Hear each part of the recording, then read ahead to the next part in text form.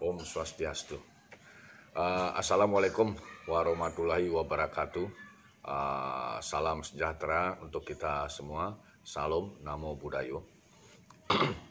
Baik, pada sore hari ini saya Igede Agus Wibowo, yang biasa dipanggil Gus Beng, melanjutkan catatan kritis saya yang merupakan request lagi dari sahabat, beberapa orang yang menginbox saya. Ini lebih banyak dari Bali, lokal Bali, tapi juga ada dari luar Bali, dari Sulawesi. Yang diinbox itu oleh mereka adalah berkaitan dengan pernyataan Menteri Sosial Pak Juliari Batubara, berkaitan dengan statement beliau di beberapa media nasional tentang penyaluran bansos kepada seluruh masyarakat Indonesia untuk penanggulangan COVID-19 atau Corona. Apa pernyataan beliau itu? Jadi di media nasional Pak Juliari, Pak Menteri Sosial menyampaikan bahwasannya diduga politisasi bansos di daerah sangat masif. Nah, itu yang disampaikan oleh beliau. Nah, ini tentunya tidak lepas dari kemungkinan akan dihelatnya pilkada serentak beberapa bulan ke depan. Entah itu mungkin di bulan Desember 2020 atau bisa saja di 2021 atau mungkin setelah 2021. Kita belum memutuskan kapan dilaksanakan pilkada serentak tersebut karena masih fokus untuk menanggulangi COVID-19 di seluruh Indonesia. Tidak hanya di seluruh Indonesia tapi di seluruh dunia. Nah, itu yang menjadikan kendala pelaksanaan pilkada tersebut. Kembali lagi ke pernyataan Pak Menteri Sosial. Nah, politisasi bansos ini kenapa sampai menjadi isu yang seksi sehingga ada beberapa rekan meminta saya untuk memberikan komentar berkaitan dengan fenomena itu.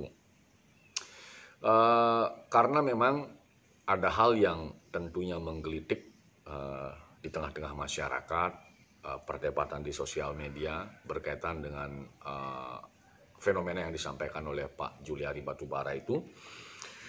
Namun sebelum kita menyentuh fenomena secara empiris tersebut, saya akan mencoba mengomentarinya, memberikan tanggapan baik dari sisi empiris, fakta di lapangan, kemudian coba kita akan berikan tanggapan berkaitan dengan perspektif teoritis. Tentunya teori yang paling pas untuk menanggapi ini adalah teori pilihan publik. Baik, kita lanjut kepada kekecewaan atau kegelisahan Pak Menteri Sosial, Pak Juliari Batubara. Jadi saya pribadi pertama sangat mengapresiasi, perut bangga kepada Pak Juliari Batubara karena ternyata pada vlog saya sebelumnya saya menyatakan bahwasanya semangat untuk berani menyampaikan kebenaran, menyampaikan pendapat, fakta yang terjadi di lapangan, tidak hanya marak terjadi di daerah, tetapi sekarang hal ini menunjukkan, komentar Pak Mensos ini menunjukkan bahwa beliau sudah memiliki itikad yang baik sekali sehingga berani menyampaikan fakta yang terjadi di lapangan berkaitan dengan penggelontoran pemberian bantuan sosial kepada masyarakat di seluruh tanah air. Kegelisahan Pak Menteri berkaitan dengan fakta empiris apa yang terjadi di lapangan berkaitan dengan penyerahan bansos itu. Menurut beliau kemungkinan besar ini memiliki kaitan yang erat dengan rencana perhelatan pilkada yang akan dilaksanakan beberapa tahun ke depan. Artinya apa? Artinya dari komentar beliau ini patut diduga yang memanfaatkan fenomena itu lebih banyak adalah rekan-rekan kita di daerah yang berstatus kemungkinan besar akan menjadi incumbent apabila pelaksanaannya dilaksanakan di Desember 2020 atau di Desember 2020. Tetapi ketika nanti pelaksanaannya mungkin lewat bulan Februari atau lewat bulan Maret, itu sudah tidak ada lagi incumbent karena semua bertarung bebas. Kemudian Pak Menteri, Pak Mensos, sebagaimana penyampaian di media, beliau memaklumi bahwasanya pemerintah pusat dan Bawaslu sendiri tidak sulit atau tidak mampu untuk mengawasi karena masifnya pelaksanaan tersebut. Izin kembali saya memberikan tanggapan sambil minum kopi sore, karena dengan minum kopi saya lebih leluasa, lebih mengalir memberikan pandangan-pandangan saya. Jadi Pak Mensos, Pak Juliari Batubara memaklumi bahwasanya karena keterbatasan sumber daya pemerintah pusat, baik itu Kementerian Sosial dan pihak Bawaslu selaku pengawas pemilu kada tidak mampu secara maksimal melakukan pengawasan tersebut karena hal itu, fenomena itu terjadi secara masif. Bayangkan 270 daerah yang akan melakukan pilkada di beberapa bulan ke depan. Kemudian sebagaimana yang disampaikan oleh Pak Mensos, Bawaslu juga mengamini. Jadi ada beberapa temuan yang berhasil direkapitulasi oleh oleh Bawaslu, oleh Bawaslu RI. Pertama, fenomena bahasa saya pembajakan prosedur itu, pembajakan prosedur pemberian bansos oleh oknum-oknum bakal calon kepala daerah dan bakal calon wakil kepala daerah tersebut.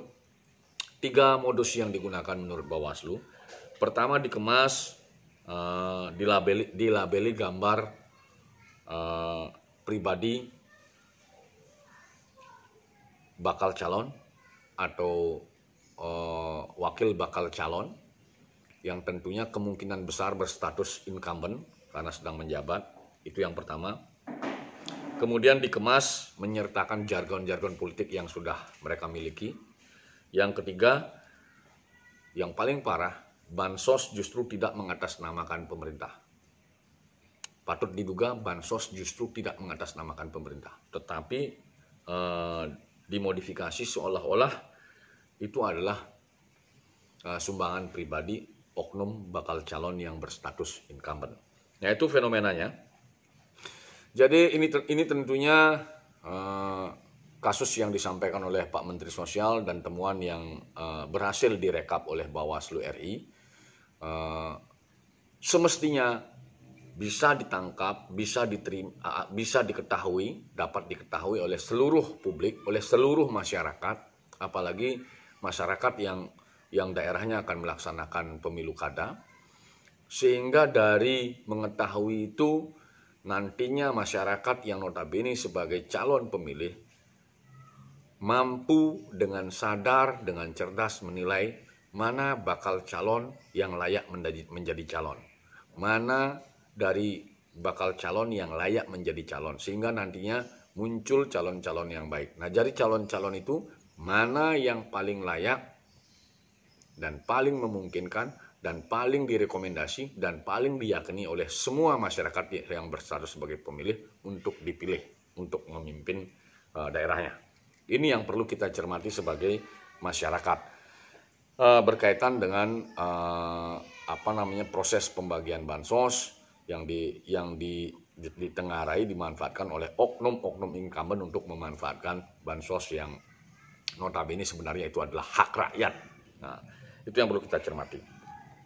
Nah, kemudian berkaitan dengan tujuan masyarakat untuk mengetahui hal itu, tentunya saya coba mengulas dengan maksud agar kita memahami kembali, kita semua masyarakat, kita sama-sama belajar proses demokrasi, proses pemilu kada itu yang notabene bagian dari cara, teknik, proses untuk mencapai tujuan bernegara, untuk mencapai tujuan bersama berkehidupan kebangsaan. perlu kita cek, perlu kita melakukan kilas balik, apa sih tujuan kita hidup bernegara, apa tujuan kita hidup bersama di negeri ini. Tentunya kalau kita bicara tujuan hidup bernegara yang dikaitkan dengan apa yang dilakukan oleh oknum-oknum incumbent tersebut, pertanyaannya apakah oknum-oknum incumbent yang dikatakan oleh Mensos dan yang diketahui oleh Bawaslu RI itu sudah mencerminkan upaya usaha mereka untuk mencapai tujuan bernegara. Itu yang ingin saya stressing pada video vlog saya ini, sehingga kita mari sama-sama belajar. Apabila ternyata aktivitas upaya mereka itu ternyata tidak sesuai dengan tujuan bernegara kita, rekomendasi saya, kita harus hati-hati memilihnya. Bila perlu, jangan memilih oknum-oknum yang memanfaatkan situasi seperti itu atau situasi seperti ini. Rekomendasi saya. Coba kita kilas balik, sehingga kita bisa menyimpulkan apakah tindakan oknum incumbent itu sesuai dengan tujuan bernegara kita. Kita mulai dari pembukaan Undang-Undang Dasar 45 kita. Di sana tertuang beberapa tujuan bernegara kita. Pertama, kemerdekaan adalah hak segala bangsa. Kemerdekaan adalah hak segala bangsa. Artinya apa? Kita warga negara Indonesia juga berhak atas kemerdekaan dan sudah merdeka sejak tahun 1945. Tidak hanya sampai di depan pintu gerbang kemerdekaan. Kita sudah masuk ke alam kemerdekaan. Artinya apa? Ketika kita bicara kemerdekaan, kita harus merdeka, termasuk merdeka dalam hal menentukan pilihan. Jadi kita tidak bisa dipaksa-paksa untuk memilih A atau memilih B atau memilih C. Jadi itu kebebasan kita untuk menentukan pilihan. Dan jangan takut menentukan pilihan. Sepanjang kita meyakini bahwa pilihan kita itu sudah benar dan sesuai dengan hati nurani kita. Itu yang pertama, berkaitan dengan kemerdekaan. Sambil merokok, izin sambil merokok. Kemudian penjajahan di atas dunia harus dihapuskan.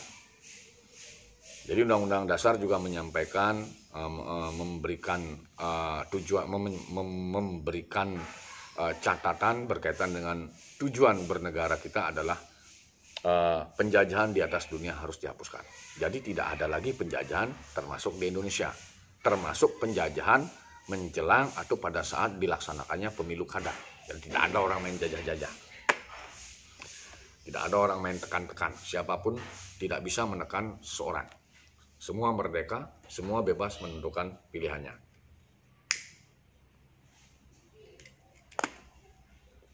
Itu yang perlu kita stressing. Jadi penjajahan politik juga tidak boleh di tanah Indonesia ini. Kemudian sebagaimana tujuan yang ketika kita berkehidupan kebangsaan. Jadi karena kita sudah ada di alam kemerdekaan, berdaulat, adil dan makmur. Berdaulat, adil dan makmur. Jadi kata merdeka itu berulang-ulang kali dinyatakan di dalam pembukaan Undang-Undang Dasar 45. Artinya itu di-stressing, titik kritisnya adalah merdeka. Kebebasan, tidak dijajah, berdaulat, berhak menentukan pendapatnya sendiri. Itu yang perlu dicermati berkaitan dengan tujuan bernegara yang ketiga. Kemudian di dalam pembukaan Undang-Undang Dasar 45 juga negara melindungi segenap bangsa Indonesia. Jadi negara melindungi segenap bangsa Indonesia, negara state pemerintah termasuk pemerintah daerah itu wajib melindungi segenap rakyatnya, masyarakatnya. Maka dari itu, sebagaimana penyampaian vlog-vlog saya sebelumnya, komentar saya di sosial media, tugas utama pemerintah adalah melindungi segenap warganya, sudah dilakukan, termasuk pemberian bansos ini. Itu bagian dari proses melindungi segenap warganya.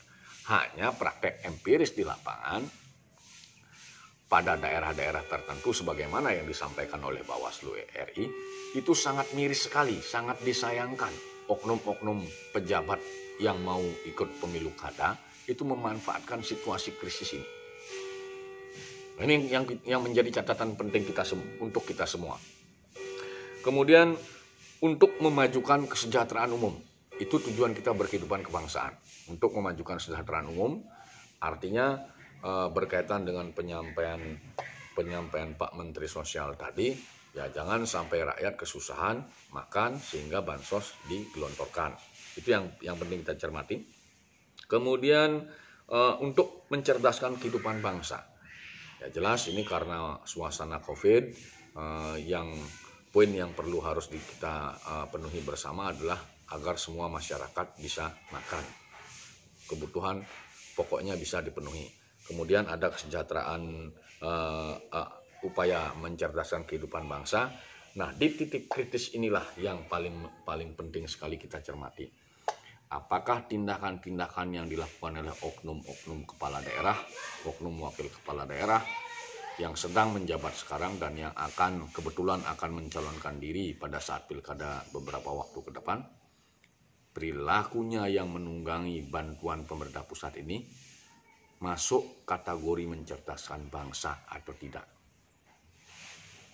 Jika perilakunya ini bisa dikatakan bahwa tidak mencerdaskan, tidak memberikan teladan yang baik, pertanyaannya, apakah mereka ini, oknum-oknum ini layak untuk kita pilih lagi? Itu menjadi catatan kritis saya pribadi. Dan jawabannya ada di hati nurani kita. Karena Tuhan itu ada di hati kita. Sekali lagi saya ulangi, apakah tindakan, kelakuan, perilaku oknum-oknum kepala daerah, oknum-oknum wakil kepala daerah yang akan menjadi bakal calon lagi pada pemilu kada ke depan, bisa mencerminkan upaya mencerdaskan bangsa dan bisa dikatakan sebagai contoh teladan yang baik. Jika tidak, saya rekomendasikan, saya pribadi pasti tidak akan memilihnya. Itu yang perlu kita cermati. Kemudian tujuan berbangsa kita adalah ikut melaksanakan ketertiban dunia berdasarkan kemerdekaan dan perdamaian abadi. Kembali saya tanyakan, apakah kelakuan oknum-oknum pejabat, oknum-oknum kepala daerah, oknum-oknum wakil kepala daerah yang notabene nanti akan menjadi bakal calon pada pemilu kada ke depan, itu bisa mencerminkan upaya melakukan perdamaian?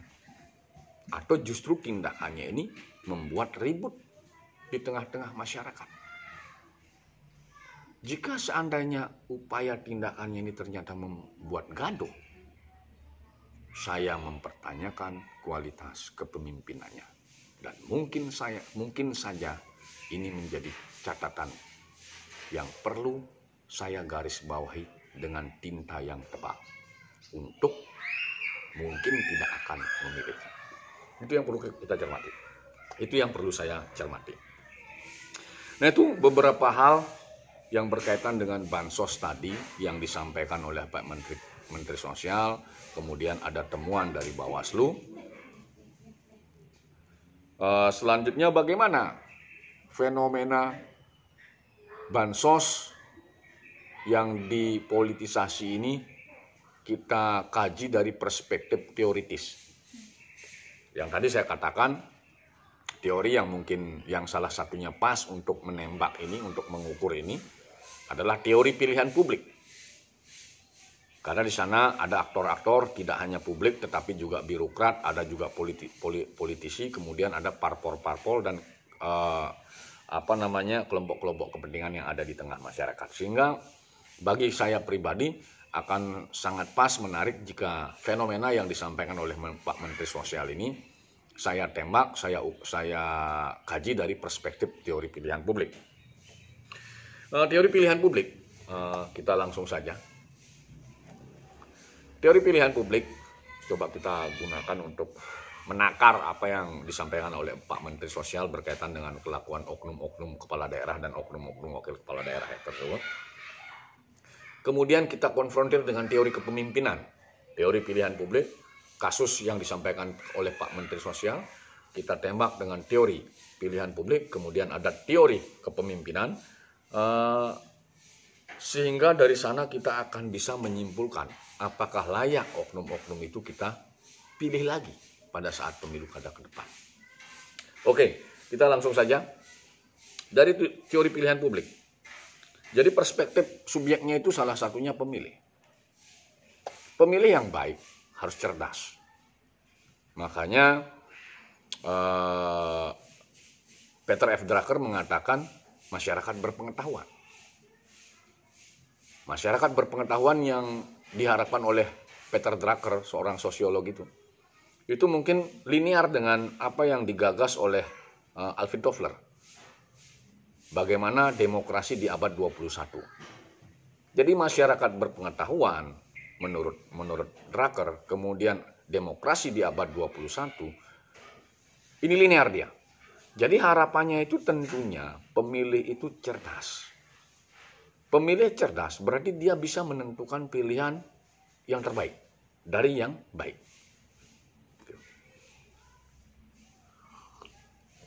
Atau dari pilihan yang cukup baik, diambil pilihan yang baik. Dari pilihan yang baik, A, B, C, D, diambil yang terbaik. Ya mungkin itu secara sederhana sosok pemilih yang cerdas. Jadi baik untuk tidak hanya dirinya tetapi juga untuk publik yang lain. Untuk kebersamaan sebagaimana cita-cita Undang-Undang Dasar 45 tadi, kesejahteraan umum dan kehidupan berbangsa untuk mencapai keadilan sosial. Itu yang perlu kita cermati. Jadi pemilih yang cerdas ini menjadi kata kuncinya. Jadi pemilih yang cerdas berarti dia sudah memperoleh informasi-informasi yang valid. Informasi yang didasari data-data yang valid berkaitan dengan sosok-sosok yang akan dipilih. Sosok-sosok yang akan berlaga di dalam pemilu. Informasi itu didapatkan termasuk kurikulum vitae, sisi positif, kelebihannya, sisi negatifnya juga diketahui, track record perjalanannya. Nah, itu harus dipelajari oleh pemilih-pemilih yang cerdas. Jadi pemilih yang cerdas itu bukan bisa dikategorikan bukan pemilih tradisional. Kalau pemilih tradisional umumnya dia lebih bersifat kelompok. Bahasa Balinya itu suryaksiu. Jadi satu orang mengatakan A, yang lain bilang A. Tapi kalau pemilih cerdas tidak begitu. Dia tidak gampang dipengaruhi oleh siapapun. Termasuk mohon maaf mungkin oleh orang tuanya, oleh pasangannya dan lain sebagainya. Pemilih yang cerdas jelas sebagaimana penyampaian Peter Drucker, masyarakat berpengetahuan menggunakan nalarnya dalam proses menentukan pilihannya. Nah, itu yang perlu dicermati. Kemudian, bagaimana partai politik dalam proses perhelatan pilkada dikaitkan dengan fenomena yang disampaikan oleh Pak Menteri Sosial tadi. Semestinya partai politik, meskipun itu incumbent, tetapi dengan kelakuan yang bisa dikatakan kurang pas tadi, itu sebenarnya mencederai wibawa partai. Seharusnya dikaji ulang untuk dipasang, untuk ditarungkan lagi. Karena apa? Ketika masyarakat sudah berpengetahuan dan mengetahui sisi gelap itu menjadi catatan buat pemilih. Sehingga parpol yang reformis akan mengkaji ulang jika ada oknum-oknum bakal calon yang memanfaatkan jabatannya pada pelaksanaan pemberian bansos yang diberikan oleh pemerintah pusat ini. Nah, itu yang perlu kita cermati dari sisi partai politik. Kemudian dari sisi politisi. Nah, ini sebenarnya paradigma nasional kita belum tuntas melakukan reformasi politik. Nanti ada sesi lain yang akan saya bahas berkaitan dengan sistem politik Indonesia yang perlu kita rekomendasikan sebagai konsep sehingga upaya untuk melakukan reformasi politik bisa dilanjutkan sampai menghasilkan sistem yang qualified, sistem yang bagus yang memungkinkan munculnya sosok-sosok berkualitas di negeri ini. Nanti pada vlog saya berikutnya mungkin saya akan jelaskan. Nah, berkaitan dengan politisi ini, ya tentunya sebagaimana teori politik. Teori politik itu sudah jelas. Ada teori spekulatif, kemudian ada teori empiris. Nah, berkaitan dengan politisi yang dikaitkan dengan perilaku politiknya, itu sebenarnya bahasa saya, konsep saya itu ada dua model. Model Gandhi atau model Machiavelli. Model Gandhi, dia lebih banyak kalau kita gunakan referensi teori politik empiris, itu sama dengan teori yang bersifat valuational. Jadi teori politik yang memiliki nilai. Artinya nilai-nilai kemanusiaan, nilai baik dan benar, itu valuasional namanya. Jadi kalau yang teorinya Machiavelli, teori politiknya Machiavelli, dia tidak non-valuasional, jadi tidak melihat nilai. Jadi dia lebih banyak secara empiris apa yang dibutuhkan dalam meraih kekuasaan. Jadi bahasanya karena menggunakan konsep teorinya Machiavelli, berarti apapun yang dilakukan, apapun harus dilakukan untuk memperoleh kekuasaan itu. Jadi nilai baik dan benar itu nomor 12. Nah, itu yang perlu dicermati berkaitan dengan konsep teori politik yang berkaitan dengan perilaku politisi. Jadi harapan kita tentunya, harapan kita sebagai masyarakat, harapan kita sebagai rakyat, tentunya para politisi di Indonesia ini menggunakan teorinya yang teorinya Gandhi. Jadi lebih menekankan nilai yang baik dan yang benar dalam proses politik yang terjadi di tanah air, termasuk di pusat maupun di tingkat lokal atau di daerah. Harapan kita tentunya seperti itu. Kemudian berkaitan dengan perilaku dengan perspektif dari sisi perilaku politisi ini. Nah, politisi-politisi di tingkat lokal termasuk nasional, apa yang mereka lakukan berkaitan dengan tindakan yang dilakukan oleh oknum-oknum kepala daerah incumbent ini. Oknum-oknum kepala daerah incumbent, oknum-oknum wakil kepala daerah yang nantinya akan berposisi sebagai incumbent. Semestinya politisi-politisi ini memberikan warning dalam artian, Anda jangan dong menggunakan konsepnya Machiavelli.